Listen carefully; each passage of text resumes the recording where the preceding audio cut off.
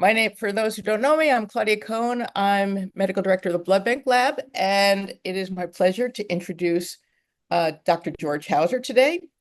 Um, he began his training at the University of Michigan School of Biomedical Engineering and went on to do his medical training at Yale, where he completed his residency in clinical pathology and became board certified in informatics.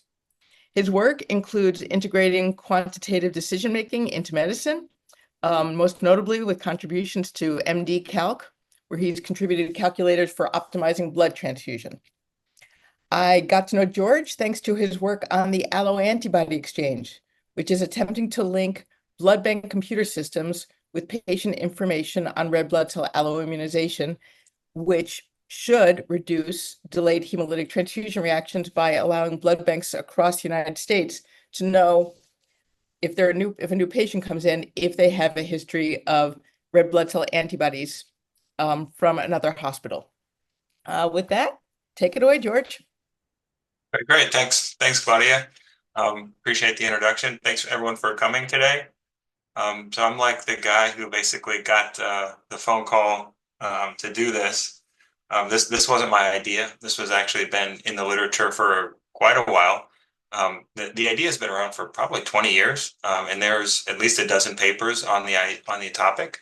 But if you haven't heard about this before, I'm going to just show you what this looks like if you want to use it. So I think you'll be able to see my screen. Hopefully you can. Let me know if you can't. The way it works is you go to this website. Okay, cool. Thank you. Here's our website, Alloantibody.org. And if you wanted to look up a patient, say somebody comes into your facility, you haven't seen them before, you're wondering if they have an antibody that maybe you can't detect. So you go over here, click on patient lookup, and then this is the live site here. I'm not going to look up a actual patient result on this, but I'm going to go to the test site here. And this is how the interface looks. And I'll type in this patient. We have a test patient here. There's actually a bunch of test cases here for the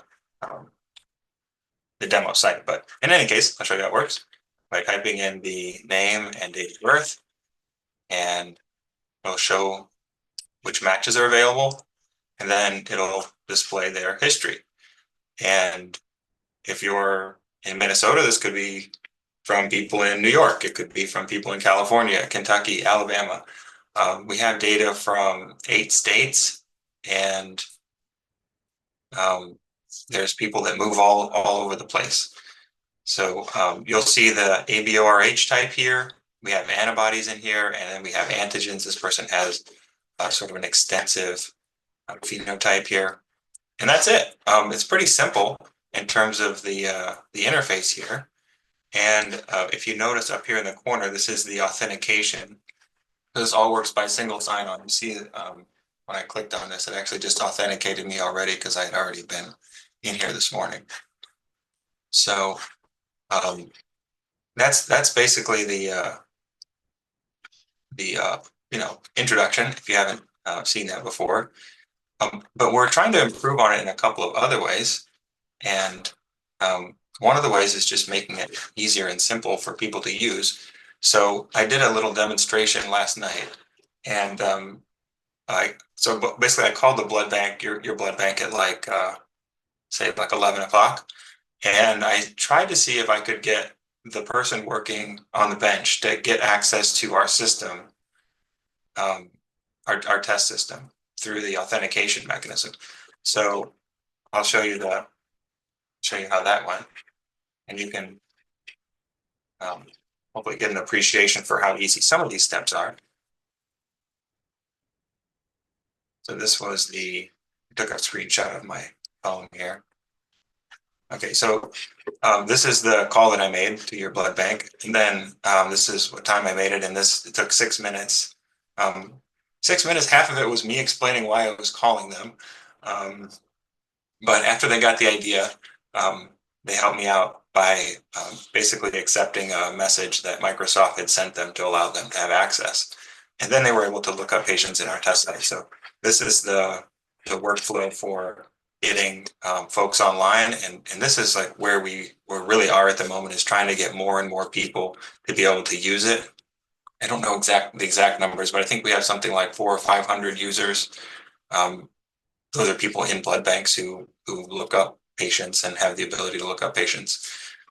So we need this service agreement, and this is good too. If you're like physician or resident, and or maybe even just somebody in the medical field looking to start something up, this might be interesting for you to see how this goes. So we have the service agreement, and basically defines like how the data can be used. So it can't be used for marketing. It can't be used for basically anything except for clinical purposes. So that's has to be defined in this service agreement here. And then this app is run on single sign-on, which is actually pretty easy to do these days. We're using Microsoft as the authenticator, and your hospital is also using Microsoft. So if we give them permission to our app, then they can have access to our patient data. So these things sort of work together to do that. And so that's basically like the simple part of it. But I wanted to take a moment and just think a little bit about why this is, like what's the importance of this? I think that's one of the main barriers for us right now. Like we have this project going, there is a lot of literature to support it, but it doesn't necessarily mean that people are adopting it. And we are sort of at that inflection point in the adoption where we're starting to see more and more people do it, but we're still sort of on the flatter part of the curve. And I'll show you some data on what we have in terms of numbers. But one of the questions a lot of people have is, why should we take the time to look up somebody's history? That can be time consuming for a blood bank. A lot of the people I call are not academic sites. A lot of them are community sites, and they're not well staffed all the time. Sometimes there's rotating people, generalists that may know blood banking a little bit, but maybe they're not experts in blood banking. And so the barrier that we face is, how do we explain this in a way, and how do we motivate people to look into it? So I like to start like from the first principles approach. Like, what is the reason that a blood bank is not a pharmacy? So they're basically both handing out products, and we've actually shifted a lot of our factors into the pharmacy. So what makes a blood product special that is different than a medication that's being handed out by a pharmacy? So you could think of different things. So like some of them is testing. So the blood bank does testing. It does ABORH. It does antibody screens. So this sort of testing aspect of it is something that makes the blood bank different than the pharmacy. The pharmacy doesn't do tests, but the pharmacy interprets tests. There's a lot of pharmacogenetic stuff that goes on. Why isn't that the same thing? Why can't these be grouped together? Well, there's probably more to it than that. And I think part of it is the science of interpreting the tests, and particularly the complexity around alloantibodies. Alloantibodies are analogous to what people see in the pharmacy as allergic reactions. So you get exposed to something, you develop an antibody to it. That's basically what's happening with red cells. You get exposed to somebody's red cells, you develop an antibody, and then it becomes something that the blood bank is concerned about. I think that's like a primary role for the blood bank, is interpreting and detecting alloantibodies. So when it comes to an alloantibody exchange, why do we even need that? Why can't they just detect those in the blood bank? Well, part of the reason is because just like a vaccine, you get exposed to something, the vaccine wanes over time, and they might not be able to detect it. So if I get a blood transfusion, I develop an antibody, it goes away, I go to the next place to get a blood transfusion. Will they detect it? Maybe, maybe not. But there is quite a bit of data out there on that. And I'll just show you some of the data that motivates this type of information sharing. So this is a paper that was published in Transfusion, looking specifically at records between different facilities and how those facilities' records compare to each other. So down here in the results section, I'm just going to read this section too. So 21% of patients known to be alloimmunized in one hospital had antibody test results on record at a nearby hospital. So there was 21% of sharing of patients between those two hospitals. And the antibody discrepancies were noted in 64% of the cases. So that means that if you looked at one facility's record and another facility's record, they're going to be discrepant most of the time. And when that comes to antibodies, giving somebody a unit of blood that they could potentially develop an antibody to and then hemolyze the unit and have a bad reaction to that is a problem. And I think it's difficult for people to appreciate that when they don't have the ability to look at other people's records. So I don't have access to all of the facilities near me, so I don't really know what I'm missing. And when these studies look at it specifically, they find these large rates of discrepancies. And I think that it's concerning for the community of blood banking. And I think it's one of the things that separates the blood bank from the pharmacy is looking out for these things and paying particular attention to alloantibodies because it can be a real issue. Having done this project for a while, I've heard a lot of cases from people that I've talked with. There was a case in Maine that was presented at the Northeast Laboratory Conference that they have. It's sort of a Northeast-based conference like Maine, New Hampshire, Vermont, Massachusetts. And in that conference, there was a lady who presented a case of a fatal delayed hemolytic transfusion reaction. And it was just very classic. Like the patient came in under the radar, was given blood, and no one thought anything about it until the patient passed away. And the blood bank manager there, she has a fair amount of blood bank knowledge and the time to look into these things. It's not always the case that people have the time to look into it. Some of the time, I think these things go under the radar because there's just so much work to be done in a blood bank, and the staff feel stretched that they don't always have time to look into these things. But when she looked into it, she saw that the patient's LDH had actually went from 0 to over 1,000 in a few days. And that alerted her to the potential for a hemolytic transfusion reaction. And when she went back to test the last specimen that she had, she found that there was a big C antibody in that specimen. But when she looked at it before, so like 2 days before when the patient first came in, it was negative. And she tested it repeatedly to make sure it was truly negative. And so there was an antibody that had been developed over a few days post-transfusion. And the next step in the workup was to see if that unit of blood was actually, capable of stimulating that response. And it was big C positive. And the person who had the reaction was big C negative. And so the pieces fit together, and this small hospital, their name is Reddington. They're a critical access hospital in Maine. They have 25 beds. And they had this fatal delayed hemolytic transfusion reaction. The FDA got called. They were brought in, and they basically said, like, you guys did everything right here. But it's an example of how somebody who actually, in retrospect, had received her care in California and then flown to Maine, and unknowing to that blood bank, she had these antibodies that had been detected, but that record couldn't have gotten to them.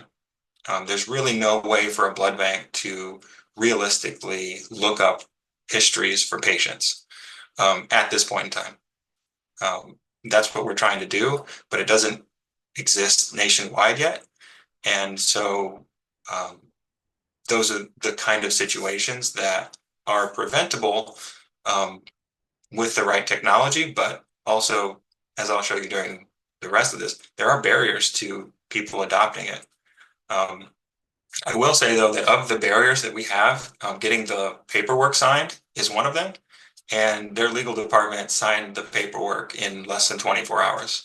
So it actually went really smoothly because they had already experienced this. They knew what it was. But a lot of folks may not have seen this, especially if they haven't been practicing blood banking for very long, having seen a delayed hemolytic transfusion reaction.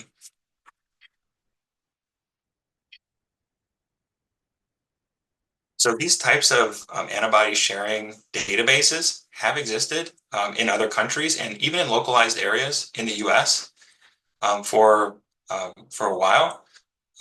There's one in Kansas City that's actually been pretty popular, and they've published a number of papers on their database. So I wanted to show you some of their numbers just to compare to see like what have they done and where are we at in the scheme of things. So this is this is actually the one from the Netherlands. I'll show you the one from Kansas City in a minute, but this is the one from the Netherlands. So they have a national system where they keep track of these antibodies. So if you needed to look up somebody's history, you can actually find it regularly by just using this tool. And this shows the adoption rate. So this is 2008 to 2016, so 8 years. And it shows a number of laboratory connections here, and then the number of antibodies that they registered during that time period. So you can see the scale here is like 8,000 is, a little under 8,000 is the peak of their antibody registrations. So our antibody database right now has 100,000 antibodies in it. So even though it's not on the scale of the entire US, the number of records that we have dwarfs this study. We have more anti-E's than they detected in an entire year. So we have like over 10,000 anti-E antibodies known for patients, and they of all antibodies combined, they have 8,000 in 1 year. So we're growing. We're collecting more data on people, but it's also the number that we need to go is going to be so much bigger than that, because there are just so many different facilities in the US, and the US is a lot bigger place than the Netherlands. But just to give you an idea of where we are and where we're trying to be. So when I talk to people and try to work with them to get this moving, I will say that the number one barrier is probably not what you think. You probably think that the barrier is either legal or IT, but those actually aren't the most common barrier. The most common barrier is actually the blood bank itself. So the blood bank won't submit the paperwork, the legal, and I think the barriers to that are there are multiple barriers to that, but I think one of the major ones is that the blood bank staff in general, they feel like they have a lot going on, and this seems to them to be something that is going to be more work for them. So they would rather not do the extra work of getting this through because they already have so much stuff to do. I think healthcare is becoming increasingly efficient, and that efficiency means that people have less free time to do things, including bringing on new projects. So the order of projects tends to be, is something that we already have broken? That's number one. And then the second one is, will this be financially an improvement for us? And then the third one, which is where this project falls, is, does this improve patient care or patient safety? I don't think that there's a lot of motivation for patient safety in most hospitals. I think it's something that we all want to do, but is not necessarily rewarded in a way that is tangible. So for instance, my CV doesn't have a place for like improvements in patient care per se. Those are things that I think a lot of people just assume you're doing rather than giving you extra special bonuses for doing things like that. So the blood bank staff can be overwhelmed. And so what we're trying to do is look at that sort of workflow and figure out how we can make what we're doing interface with their workflow so that it's easier for them to use it. So one of the barriers is just getting people to be able to log on to access data. So the single sign-on helps with that. But another barrier with that is when you are logging in to look up a patient, that takes time. But another way of doing it is instead of having the patient, the provider, like the blood bank provider, look up information in the database, then you could actually have the data that they contribute be compared to other people's data, and then let them know in a push notification rather than them going to look it up. So you push it to them, say, your data is discrepant with another site's data, and you should look into that. So if we have a data feed into their blood bank system, we can see who's coming into their hospital, and then we can give them notifications of discrepancies between other sites. So it's more of a seamless integration into the workflow than it is like another thing to do. So another thing that people bring up a lot is HIPAA. I would say that the blood bank staff brings up HIPAA, and they bring up the legal parts like data sharing. Those are the other two issues that are the most common. And I find it interesting that the blood bank brings those issues up. And I think the reason that they bring them up frequently is because those are the things that they probably have the least experience with. They're excellent at doing blood bank workups, but it's not every day where they're asked to do data sharing or, discuss HIPAA and privacy concerns.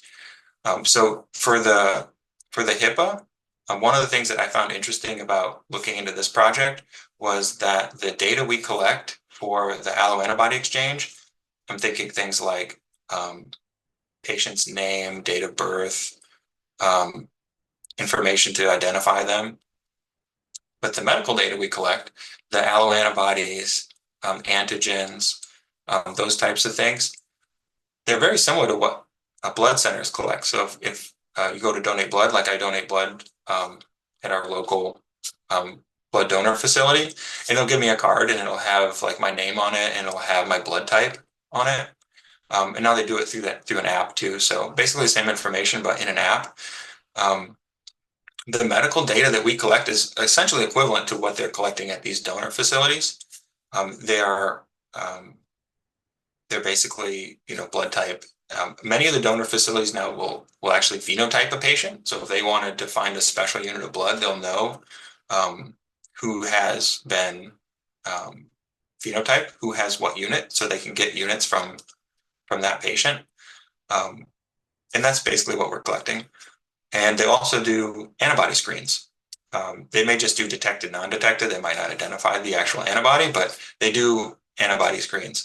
And the reason I bring that up is because the blood donation centers, so think like Red Cross, Vitalant, these sort of like blood collection centers, they are actually exempt from HIPAA.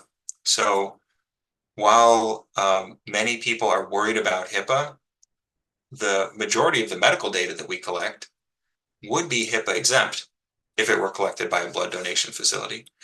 So what does that mean? I think it means that when we've talked to the legal people and explained to them, okay, these are the data elements that we'd like to collect.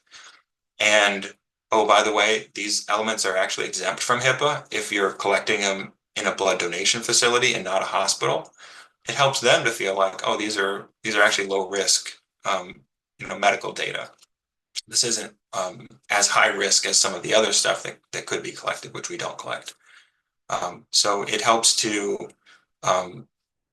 evaluate the risk and determine that it's a generally low risk project, collecting people's blood types and things. So that's our experience with HIPAA. We have documents that go through all of this stuff that the legal people have, but I'd say that the blood bank's concern about HIPAA is generally one of the barriers that we experience. The other barrier that we experience is the IT part of it. And many of the sites will be so fearful of the IT that they won't ask. They won't try to put the project in the queue to get IT support. And in those cases, and there are definitely cases where we need to wait and get in the queue, and sometimes that takes a while. But what I say to those sites is, if you can get access to our data, like I showed you earlier, like it took a few minutes to provision somebody access to the environment. If you can get access to our data, then you can start looking at this stuff already, and you don't necessarily need to wait for your IT to be involved. You can actually do it now. And if it's helpful for you, you can use it. Once you get to the point where you have your IT available and you can do this, then it'll be even more easy for you because you won't have to look up every patient. If it's a patient that you can wait 24 hours, then you'll get a push notification if there's a discrepancy found in the database. So and you don't have to wait until the IT people get involved. Many of the sites that we use have actually pulled their data into our system themselves. So I don't think you guys use Soft, but Soft, for instance, has a reporting package where you can run a query and get the results. And many of the people who use that will send us data files from that reporting system until they can get it fully automated. And that works out pretty well for us. Some of the other vendors, I think WellSky, for instance, they've signed like an agreement to help move the data with us. And we've done quite a few instances with Cerner and Meditech. So that's like one of our goals for this year is to connect to all of them. We still have SunQuest. I don't know if anyone uses SunQuest around you guys, but SunQuest has been another vendor that we've been working with and building connections with. So those are the main concerns that the blood bank tends to have, HIPAA and IT. And I don't think that those are insurmountable, but it's usually the fear of just submitting the paperwork that is the big deal, and also understanding the workflow.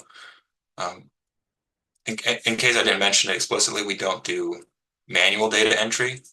The registry in Kansas City does manual data entry, and they found that over time people tend to be less enthusiastic about manually entering data.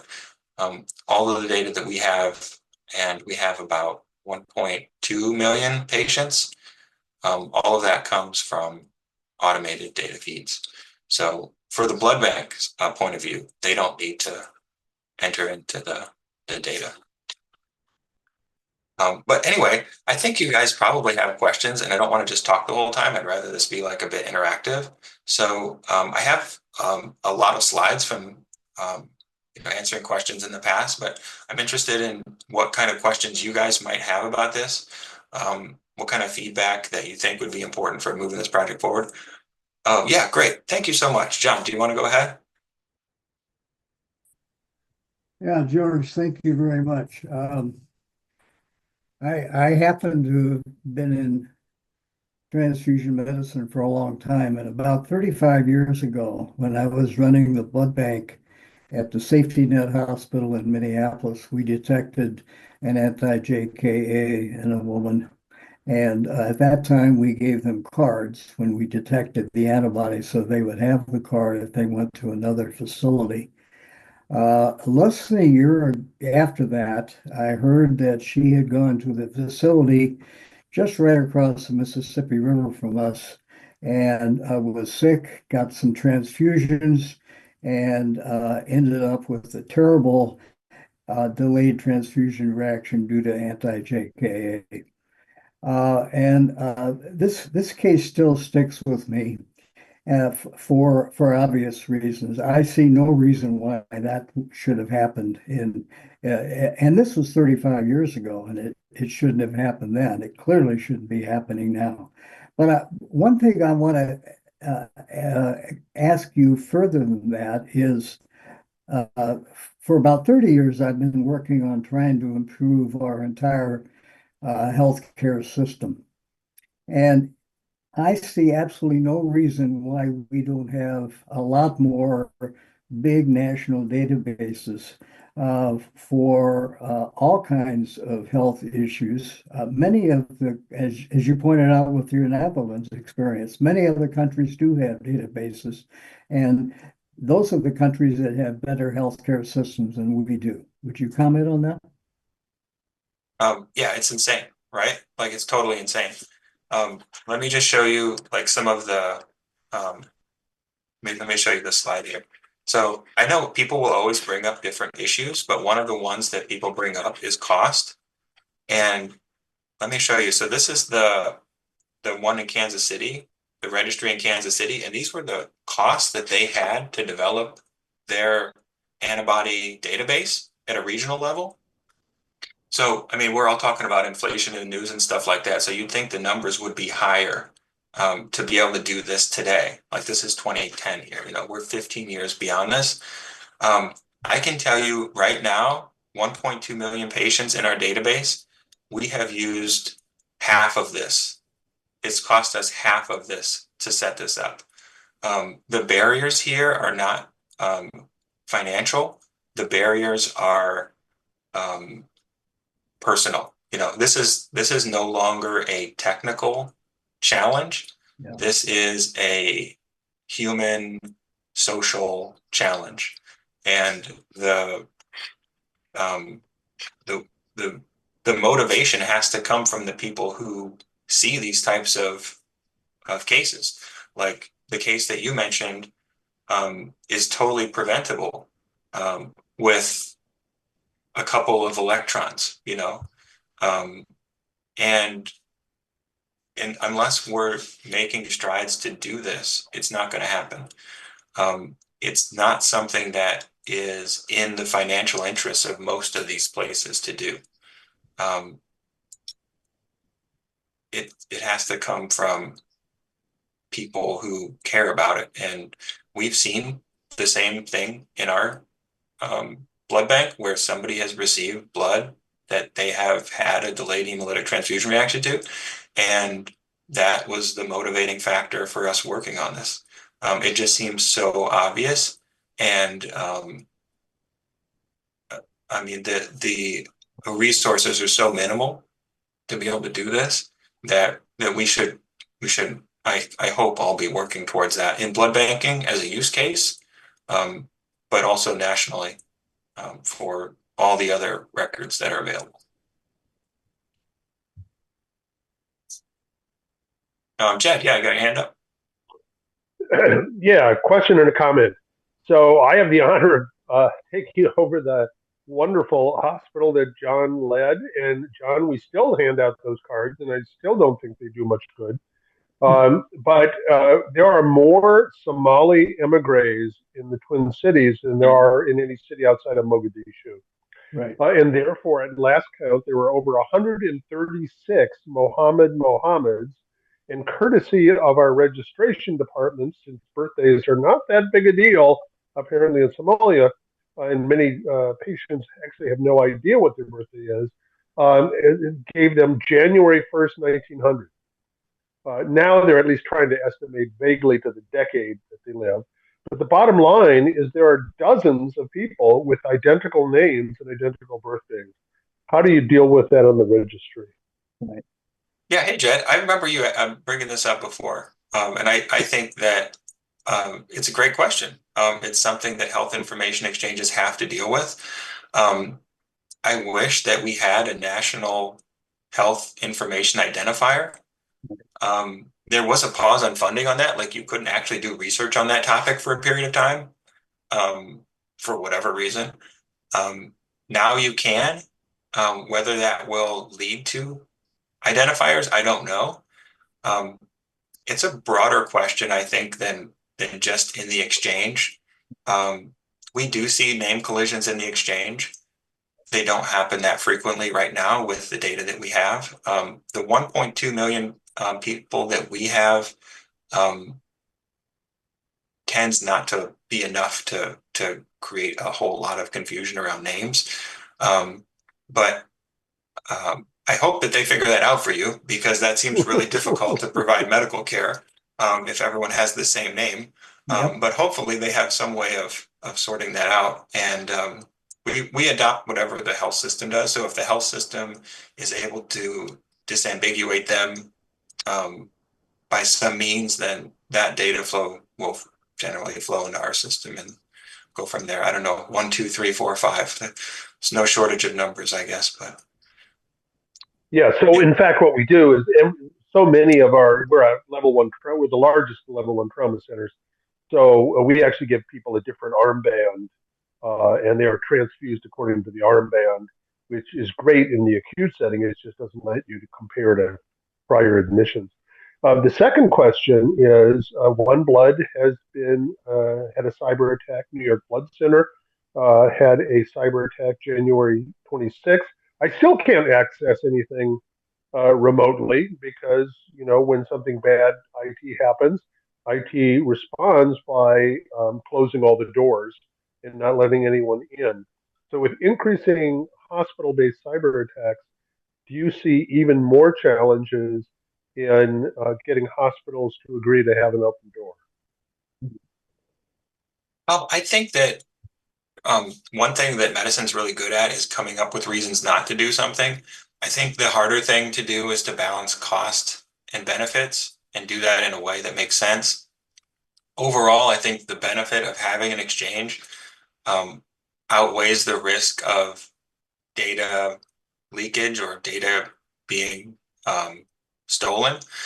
I think most people on the balance would rather have someone have their blood type than receive a wrong blood transfusion. I think most, like the HIPAA regulations don't apply to people who have blood types in blood donation settings.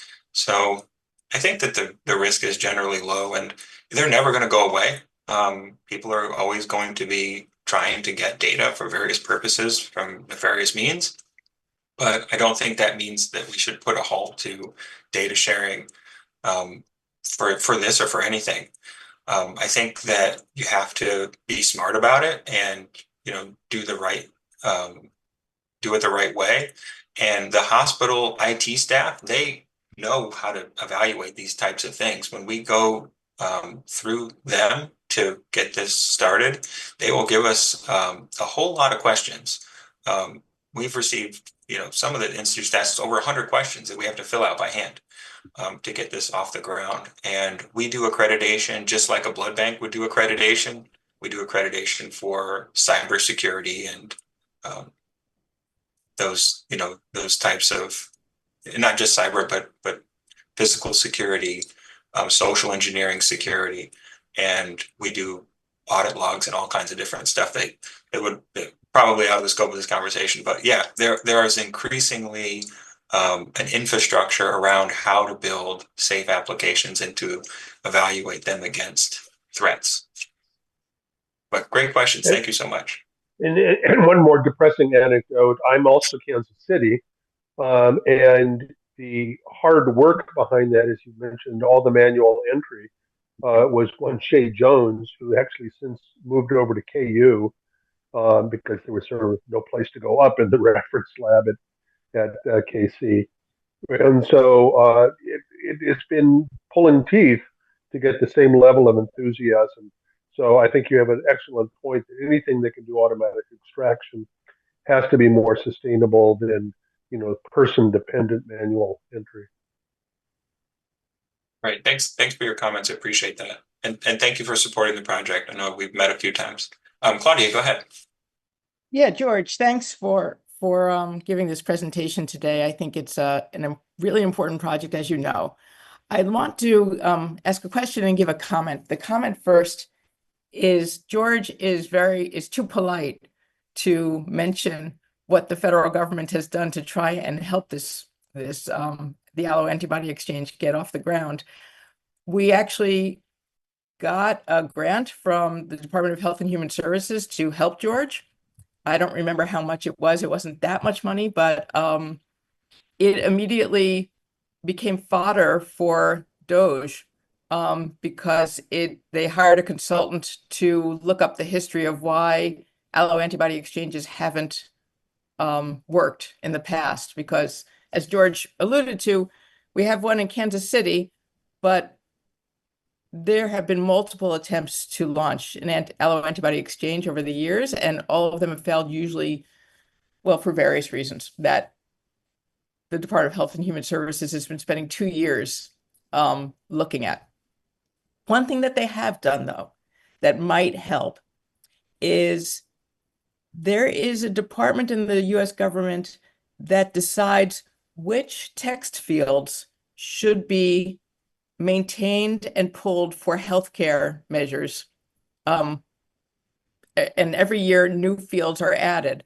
And the Alloantibody Exchange attempt by the federal government, the money, they're trying to get red blood cell antigen and antibodies to be part of this field, which would then allow a fairly quick and easy pull of information from every hospital system in the US. As to whether it's going to work, especially now with everything being clamped down, is anyone's guess. But it is unfortunate how much money was given to George's project and how little has actually helped him with it. Well, I will say we haven't received no money from the federal government, $0. We have not received any federal funding for this. So I don't know what they're talking about with that. But we did receive an award from them in name only, which I think is helpful for promotional purposes. But yeah, and I hope this does work nationally. I hope they have an easier way of doing this. I'm not holding my breath for that to happen, but I hope that it does. No, And I think that this will motivate that, even if there is, some other way of doing it. Most of this data that we collect is currently siloed within the blood bank information systems. It's not something that's part of the EHR. The general EHR, it might be just too technical for a clinician to care about or appreciate. It's something that's more domain specific to blood banking. At the same time, I think this project is sort of a stalking horse for being able to share records. And we are hoping to join the national effort with our data that we've been collecting in this sort of special domain. They have these terms called QHENs, and it's on our radar to become a QHEN, to be able to disseminate this through the national infrastructure. I think that we are looking at that in the next sort of 5-year plan, but that would be a mechanism to take what we have and merge it with the national effort. My question is about how this gets set up in blood banks. You contacted the University of Minnesota's blood bank last night and you spoke to one person. Does that now open the door for everyone in the blood bank, or will each tech have to do what happened last night, have to get the Microsoft code? Is it all dependent on their phones? Yeah, that's a good question. So the way that it, sorry, one second. Okay.